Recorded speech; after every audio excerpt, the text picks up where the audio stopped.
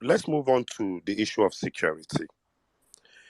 Enugu is one place where we had a Senate candidate killed and burnt to death.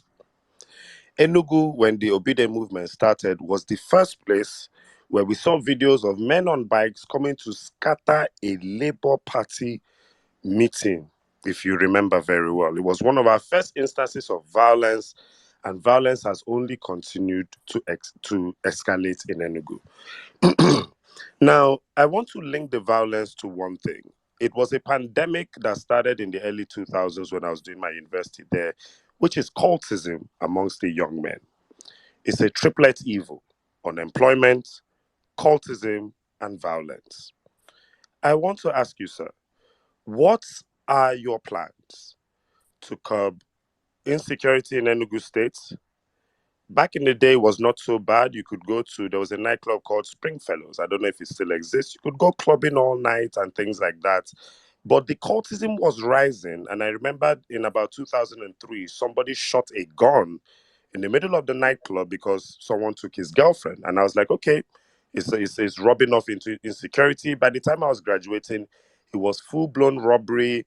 In Soka, you had to be in from dark and all of that. What do you have plans to do by way of security, stopping the cultism issue, and then unemployment, especially of young men in Enugu State, sir?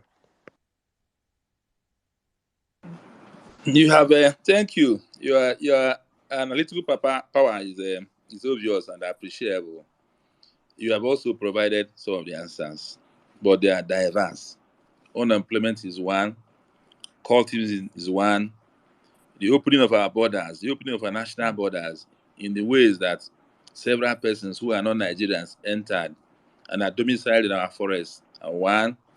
The state of the nature of our security apparatus, both national and state, is one. So the approach must be diverse. One must be a multiple perspective thinker and actor to begin to address those problems. For instance, one, there's also leadership.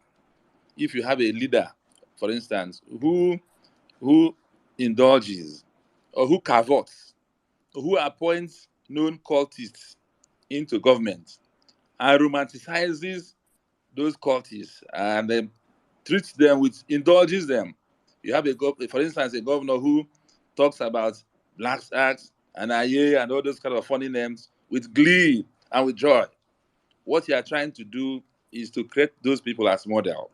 If one is appointed, for instance, as chairman of local government, one board or the other, on the basis of recommendation from cultists who are no longer in school, that leader is creating the impression that that is the way to power, and that route to power may be commendable. So, the Edeoga government or the Edeoga as governor will lead by example. I will not romanticize Black acts. I will not romanticize cultists. The Edeoga governor will collaborate with the national security infrastructure, for instance, the police, in finding out how we can meet them some of their logistic shortcomings. The Edeoga government is also going to strengthen our local policing mechanism. Enugu State has forest guards. Enugu State has vigilantes and other kind of approved policing structure. But these persons are underpaid, undertrained, and not fully ideologically mobilized. So I'm going to give them tenure. I'm going to give them a service, what you can call a service commission that regulates employment, promotion, and deployment, and gives them proper training that enables them to do their job effectively, so that monitoring, intelligence and monitoring and apprehension and punishment follow without interruption. We are also going to look carefully at the employment situation. The unemployment situation of our youth, our young girls and young boys, worries me tremendously. And immediately I become governor, I'm going to address those issues from several directions. I know that Enugu State has continued to participate in the deindustrialization of the state, because several taxes, illegal taxes, multiple taxes are imposed by all kinds of actors in Enugu State, and there's no punishment. This has led to the movement of industries away from Enugu State to Anambra State. Innocent has reduced his involvement. Many people who have like to participate in Enugu State environment have left because taxes are multiplied by all sorts of actors. Many of them wielding sticks. Many of them uh, carrying all sorts of dangerous weapons. So I'm going to make sure that such illegal taxes, such multiple taxes, even if they are by government agencies, are reduced or minimized or merged in such a way that clearly Enugu becomes friendly to businesses. I'm also going to move actively, quickly in the area of asking, collaborating, begging, pleading with those people who are industrialists who ordinarily would like to be in Enugu but are worried about the reluctance of government to help them. I'm going to beg with them, plead with them, give them the necessary space, the necessary support, so that industrialists will come back to Enugu. I'm also going to make sure that the ease of doing business situation is uh, is addressed considerably, so that taxes, legal system, and any other obstacle to ease of doing business in Enugu is minimized to the utmost. We're also going to encourage Nollywood. Enugu used to be a hub of Nollywood. Nollywood people have relocated because government did not see Nollywood as a veritable partnership in the growth of Enugu State, in the development of Enugu State. So I'm going to help sure that Nollywood comes back. Nollywood comes with several values: employment in the costume industry, in the lighting industry, in the acting industry, the major actors, the what you call the spare actors. I don't get the name immediately, but it's a large business of its own. I'm also going to make sure that the issue of electricity, the problem of electricity is solved. EDC is owned by an Igbo man, but we have several challenges. In fact, all over Southeast, about regulation of the light that we have, about quarrels with people, about overbilling.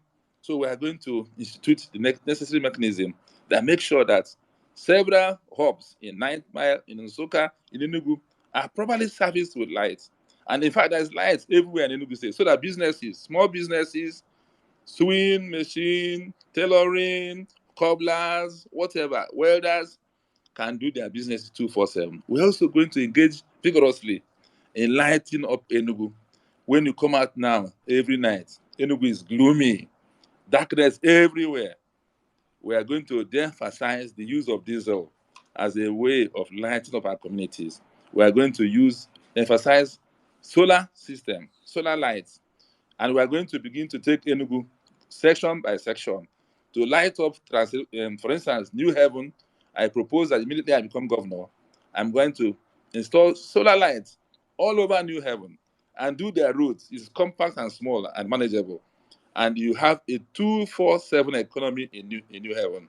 Light will be there 247. And these solar lights will be planted in the homes of individuals in such a way that they are safe and they also light up the communities. So once you have light, you have security and you have nightlife, and businesses can thrive 247. So we are going to move gradually towards creating a 247 economy in Enugu urban, starting from New Haven to Transekulu to Achirala. These are beautiful layouts already, but the whole place is dark. So we are going to light up the place as a way of providing security and as a way of having business go round the clock. Then we are going to move to, for instance, providing telecom all over Enugu. There are places in Enugu State where you don't have telecom access, not Glo, not MTN, not Airtel. And telecom goes with business. So our approach to this security is diverse. We are going to support the police. We are going to reinvigorate our local policing system. We also gradually move towards creating an environment that is friendly for business. And we're also going to revive moribund state industries like Hotel Presidential, like the International Conference Center, which has been abandoned because previous governments do not have the empathy or the knowledge or the wisdom to realize that, for instance, the International Conference Center is not only a hub for business, it's not only a hub for culture, it's also a hub for the promotion of our state as a major destination for conferences and seminars. So we're also going to revive, for instance, Hotel Presidential. Hotel Presidential was just deliberately destroyed by buccaneers who served the Sullivan Chime administration. So we are going to revive Hotel Presidential. We are going to revive other industries in Enugu State to make sure that jobs are available, the light is there 247, security is there, and other things that give life meaning. I think that with that, we're going to make sure that we don't treat black cultists as models. We won't appoint somebody into the government just because he's a cultist. It glamorizes cultism instead of demonizing what should be demonized. Thank you, sir. Thank you very much. Honestly, I also schooled in you. I schooled in UN too. So what you just said right now, I is one part of the Enugu State government that nobody wants to speak about what you just God said right bless now. you. This is one. This is if there's anything I respect you for, is what you just said right now. I for one, I was in school when this present administration came up, and I know how cultists were celebrated. I know how cultists. Ah, Non cultists will not be coding it. non-cultists. I think it's crazy. Well, hopefully we get that change. So what we're gonna do right now, we're gonna open up the platform for Enugu residents. Please, if you're in Enugu or from Enugu State, please, if you can ask questions on the comment section. We're gonna be reading your questions. But those are up on the platform. Please go straight to your questions. We want to take as many questions as possible. We don't want to keep him the point that I want if you can get 50 questions today, let's have 50 people ask questions today. Hopefully he's going to spend much time with us because he disappointed us yesterday. Let me start with a lady, Sweet Angel. Good evening, my sister. How are you doing today? Have Good the evening, space. sir. Wait, Sweet Angel, Sadan, I want to say something about Sweet Angel. I know you won't like to hear this, but one of the few times we ever get donation from Enugu State typically comes from Sweet Angel. So she's a very important stakeholder, and I want to thank you for what you did during the presidential election. I know say you don't send me message, but I know how many times my cash app has gone Sweet Angel for Enugu, Enugu. So I'll thank cash you. it Go ahead, God Alex. bless you, sweet angel. God bless you. Thank you. you. We're all obedience. Hello, sir. How are you?